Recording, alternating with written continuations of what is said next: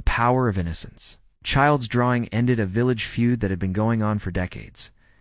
There were two villages in a kingdom. They were just your typical medieval villages, you know, with people going about their daily lives, farming, fishing, the usual stuff. But these two villages had one big problem. They couldn't get along. For generations, they'd been fighting over land, specifically this piece of land right here. It was a good piece of land, fertile and flat. It was also the source of the village's conflict. Neither village could use it because it was too dangerous. They were afraid to go out there and risk being killed.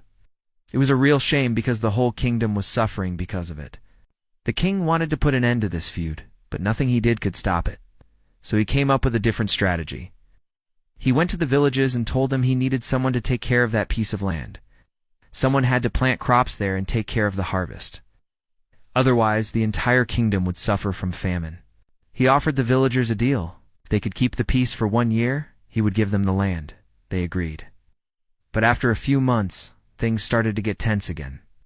That's when the king had the two village leaders brought before him. He was ready to give them one last warning, but when he heard what they had to say, he was surprised. These two men weren't arguing about who should get the land or how they should use it. They were arguing about whose child got to draw a picture on it. You see, when the king told them they could use the land, the villagers sent their children out there to play. After all, it was just a field, not a battleground. They didn't think much of it. But then one day, a kid from one village drew a picture in the dirt, and the other village saw it and thought it was a grave insult. The king couldn't believe what he was hearing. After all this time, after all the death and destruction, it was a kid's drawing that started this mess. So the king took the children aside and told them the real story about the land, how it had been wasted for years because of the adults' greed and selfishness. Then he asked them, "What do you think we should do?" The kids thought for a moment.